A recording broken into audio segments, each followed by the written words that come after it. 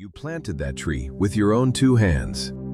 You dug the hole, set the roots in careful, watered it like it mattered, because it did. And every spring since then, you've walked out to that tree full of hope. And every single time, leaves. Not one blossom, not one piece of fruit, just a big, beautiful, perfectly healthy tree, standing there doing absolutely nothing for you.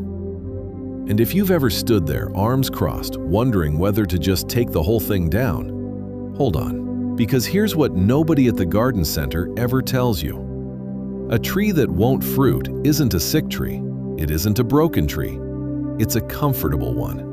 And there's a world of difference. Once you understand that difference, you can fix it. In fact, I'm going to show you one trick today, something you can do this weekend with nothing but a piece of string that orchard researchers confirmed shifts a tree from pure leaf growth straight into flower production.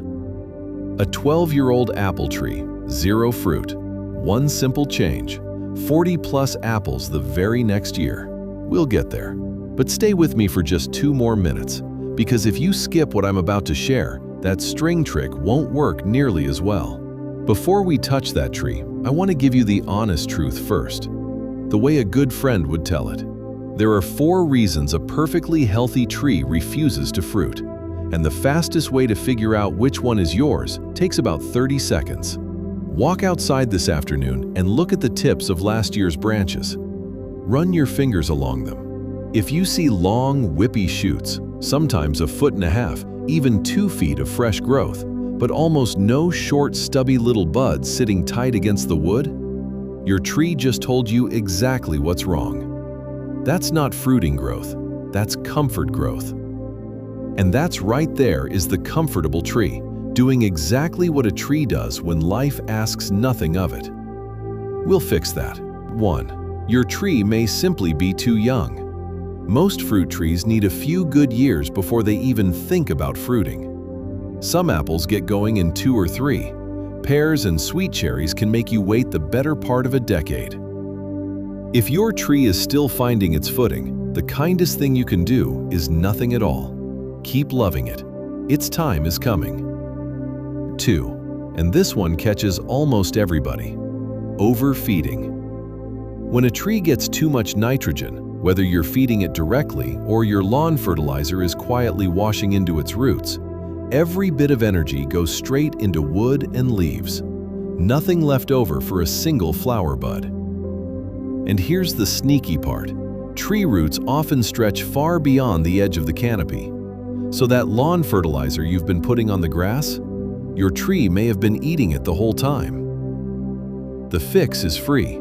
Pull the fertilizer back. Clear the grass from around the trunk and lay down a simple ring of mulch out to the drip line. And if you're standing there right now thinking, that's my tree exactly, don't worry. That is actually the easiest problem on today's list to fix. A bag of mulch and a little patience is all it takes. 3. Your tree might be lonely. Most apples, pears, sweet cherries, and plums simply cannot pollinate themselves. They need a second variety nearby so the bees can carry the work back and forth. I've seen gardeners wait 10 years, 10 full years, tending a tree, loving it through every season, only to discover it had been standing alone the whole time. No pollination partner. 10 years of patience, one simple thing missing. If that's your situation, a second tree planted nearby is the only answer. And it doesn't need to be large. Even a young tree in a pot can do the job beautifully. 4. A late frost may be stealing from you in secret. If a hard cold snap rolls through while your tree is in full bloom, it can kill every single flower overnight. The leaves push out just fine afterward, so you'd never even know it happened. If your tree blooms beautifully every spring and still gives you nothing, that frost is your most likely thief. Now, let's say your tree is grown. It isn't overfed. It has a pollinator. The frost left it alone, and it still won't give you a single thing. That is the comfortable tree. And the strange part? We're not going to force it. We're simply going to convince it that life isn't quite as comfortable as it thinks. And the first trick works because of one simple fact about fruit trees that most pruning books never even mention. Let me show you. All right, here's where it gets good. This one cut has been used by professional orchardists for over 300 years, and most backyard gardeners have never even heard of it. And once you see why it works, you're going to wonder why nobody ever told you this before. Imagine cutting off the water supply to just one floor of a building. Everything above that floor, pressure builds. Everything below starts running dry. That's exactly what we're going to do to your tree, on purpose. Just beneath the outer bark of every fruit tree runs a thin, invisible layer, softer than the wood, almost spongy to the touch. And through that layer, every single day, sugar travels downward from the leaves to feed the roots. That sugar highway is the key to everything, because when we interrupt it, just slightly, just carefully, the sugar backs up into the branches above. It pools there, builds up, and the tree reads that signal as one thing only: time to make fruit. Orchard researchers at the University of California documented this for decades. On peach and nectarine trees, interrupting that sugar flow increased fruit size and pulled the harvest in earlier. In other trials, removing a band of bark no wider than your fingernail lifted yields by nearly 40% in a single season. 40% from one cut. That takes 30 seconds. Let that sit for a moment. And this technique is so reliable that professional orchardists have trusted it for over 3 centuries, going all the way back to Italian microscopist Marcello Malpighi, who first proved it in 1686 by removing a ring of bark and watching the tree respond in real time. 300 years later, it still works exactly the same way. Now, before I show you exactly how to do this, I need to stop for just a second. Because in about 4 minutes, I'm going to show you something that might genuinely make you angry. Something your grandfather probably told you. Something the garden center sells right there next to the pruning shears. And something that, according to U.S. Forest Service research, has been quietly damaging backyard trees for over 50 years. So keep that in the back of your mind. But first, here's how to make this cut safely. And I promise you, if you can peel an apple, you can do this. Clean, sharp knife and make one shallow cut, a ring, or even just a C-shape through the outer bark and that thin, soft layer just beneath it. Think of it like peeling the thin skin off a peach. You feel it give, you stop right there. That's your depth, nothing more. The hard inner wood beneath stays completely untouched. That inner wood is your water highway. Cut into it and you stop the water going up. Done wrong, you lose the branch. So we are precise, we are gentle, and we do this on one stubborn branch at a time, never a complete ring around the full trunk. Tapping the tree on the shoulder, not strangling it. You've got this, seriously. Timing. On stone fruits, peaches, plums, cherries, make this cut 3 to 4 weeks after bloom, when the tiny fruit is roughly the size of your thumbnail. On apples and pears, just as the petals are falling. That's your entire window. Miss it by a week, and you'll wait a whole year to try again. After the cut, wrap it lightly, one strip of grafting tape or electrical tape over the exposed band, not to seal it, just to keep that thin living layer from drying out while it heals. 6 to 8 weeks, that cut heals completely on its own. No paint, no paste, no wound sealer of any kind. Which brings me to the thing I promised you earlier, and I want you to look at something first. For 50 years, maybe longer, every gardener was taught the same thing. The moment you cut a tree, seal it, paint it, get something over that wound before infection sets in. Your father told you, the garden center sells it. It's in every old pruning guide on the shelf. And it is completely wrong. In the 1970s, U.S. Forest Service scientist Dr. Alex Shigo spent years doing something nobody had done seriously before. He cut open thousands of trees. he tracked exactly what happened under wound paint and what happened without it. What he found surprised everyone. A tree doesn't heal a wound the way your skin does. It never regrows the old wood. Instead, it walls the wound off from the inside and slowly grows fresh bark across the top. Trees don't heal, trees seal. And those wound paints? They trap moisture against the wood. They slow the tree's own natural sealing, and in many cases, they invite the very rot and fungus they were sold to stop. Dr. Shigo's research was so thorough, it quietly transformed the entire professional tree care industry. Walk behind any certified arborist today, you will not find a single can of wound paint in their bag. Not one. If nobody ever told you this before, hit that like button right now, because this is exactly why this channel exists. So what do you do instead? Clean, sharp blade, tidy cut, step back. Let your tree do what it has been doing for thousands of years without any help from us. That is the whole secret. The one exception, and only exception, is our sugar dam cut. There, one light wrap of grafting tape keeps that exposed living layer from drying out while it heals. Light wrap helps.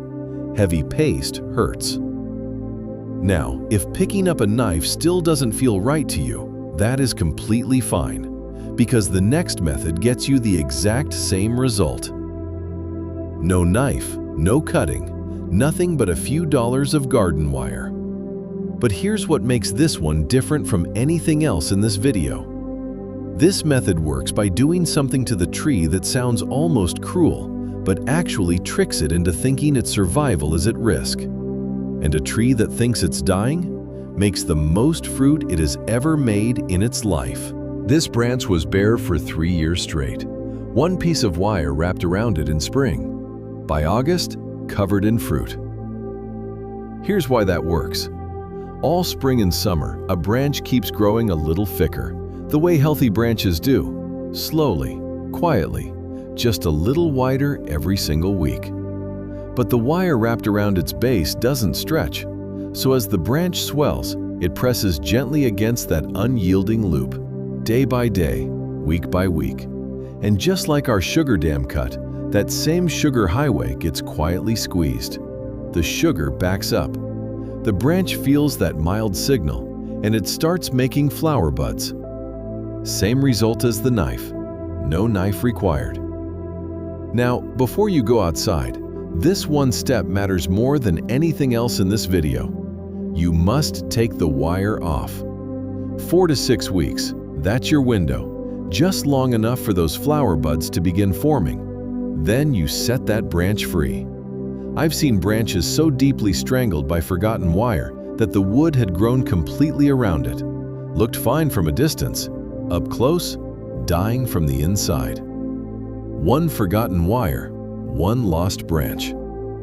So right now, before you even go outside, tie a bright ribbon to that wire so you can spot it from 20 feet away. Write the date on your kitchen calendar. Set a reminder on your phone. All 3. The wire does its quiet work. You take it off on time. And come spring, that branch that gave you nothing for years will be covered in blossoms. Now, both the cut and the wire work on the same principle. Interrupt the sugar, send the signal, make the fruit. But the third method, this one is my personal favorite. No knife, no wire, nothing to buy, nothing to remember to remove. Just a piece of soft twine, and a trick that changes how your tree thinks. Charles Darwin actually noticed this over 140 years ago. He just didn't know why it worked. Science caught up later, and what they found changed everything about how we grow fruit. Here's what's happening in every upright branch on your tree right now. The very tip of each growing shoot produces a hormone, auxin, that flows downward through the branch like water running downhill. And as it passes each side bud on the way down, it whispers the same thing. Not yet. Stay asleep. Let the tip lead. So the branch just keeps climbing, taller, leafier, every side bud dormant. No flowers, no fruit, just height. But the moment you change that angle, everything changes. You take your soft twine, tie it gently to that upright branch, and guide it slowly downward until it sits roughly horizontal. Oxen can no longer run straight down. It slides off to the underside. And those side buds along the top, the ones that have been sleeping for years, they wake up. They don't make leaves, they make flowers. Virginia Tech researchers confirm this on peach trees. Bend toward horizontal and the hormone signals shift. The branch trades its leafy ambition for fruit. You're not changing the tree's nature, you're changing its mind. Rule 1. Bend toward horizontal, not past it. Point a branch straight down and the tree panics. It throws up a forest of upright shoots trying to correct itself, and you're right back where you started. Horizontal is your target, just level. Point outward like you're showing the branch where the sun rises. That's it. That's the whole rule. And here's something worth sitting with for a second. There isn't a single company on earth getting rich from you tying a piece of twine to a branch, which is very likely exactly why nobody ever told you. Now here's the one mistake that turns this from a win into a setback. Rule 2. Check the thickness first, every single time. Only bend a branch that's no more than a third as thick as the trunk it grows from. Try to wrestle down something heavier than that, and it splits at the joint. That's a wound that takes years to heal and weakens the whole branch structure above it. Here's your quick check. Hold your thumb and finger around the branch. Then go find the trunk and do the same. If the branch is thicker than a third of that trunk, leave it alone this season. Let it grow another year and try again. 30 seconds, every time. Your tree will thank you for it. Rule 3. Mid to late summer, not before. This is the timing mistake that costs people an entire year. Then too early on a vigorous tree when it's still in its big spring growth push, and those waking buds turn straight into more shoots instead of flowers. You've done the work and gotten nothing for it. Wait until mid to late summer when that growth push winds down. The tree is settling, it's thinking ahead. That's your window. That's when the bend means something. Write it on the same calendar where you put your wire removal date. Mid to late summer. Circle it. Leave the twine in place 6 to 8 weeks, long enough for the wood to set into its new position. Then untie it. And come spring, that branch that spent years reaching for the sky and giving you nothing will be covered in blossoms. No knife, no wire, no trip to the garden center. Just soft twine and 140 years of science working quietly in your backyard. Now we've covered 3 methods: the cut, the wire, the bend. Each one works. Each one is gentle. Each one costs almost nothing. But here's what most people never find out. There's one thing, one simple thing that determines whether any of these reach their full potential. And almost nobody does it. Not because it's hard, because nobody ever told them it mattered. Now, before we wrap up today, I want to share one more thing with you. And I want to share it the way I'd tell it to someone sitting across from me at the kitchen table. You've probably heard it before. Garden by the moon. Now, you may have heard about gardening by the moon. Our grandparents swore by it. And honestly, if it gets you outside on a quiet evening with your hands on your trees, do it. The science says the effect is tiny, but the joy is real.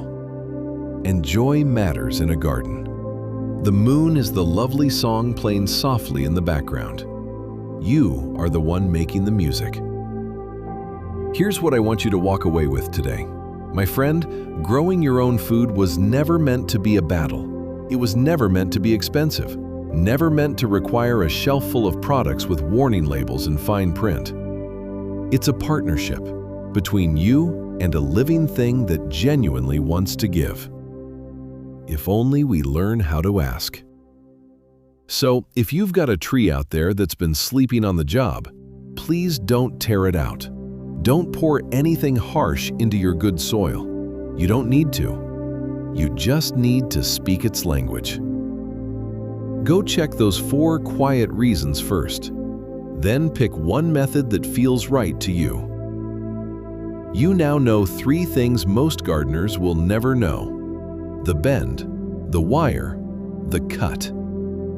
Pick one, just one, and go try it this week. Not someday, this week. And remember that tree we started with today? The one standing out there right now, big and leafy and beautiful, giving you nothing but shade? Walk out to it today. Lay your hand on its bark and give it the quiet little reminder it's been waiting for. Because with a little patience and these simple, time-tested tricks, that tree is going to thank you. Not next decade, not after years of waiting, this season. And there is nothing in this whole world quite like watching something you understand come roaring back to life in your own 2 hands. Now, before you head out to that garden, if sitting here together taught you something today, do this channel one small kindness. Hit that subscribe button so we can keep digging up these forgotten tricks side by side, week after week. And give this video a thumbs up. It truly does help more people find their way here. I'd love to hear from you down in the comments. Which tree is giving you the most trouble right now? Is it a peach? A stubborn apple? A pear that's all leaves and no manners? Tell me what you're growing, because there's a whole community of people right here, people who think exactly the way you do about food and land and living close to what matters. And every single one of them started right where you are. And if you want to go even deeper, the next video is right there waiting for you. Next video, I'm going to show you exactly where on your tree to make the cut, because most people are cutting in the wrong spot entirely, and it's costing them fruit every single year. I'll see you there.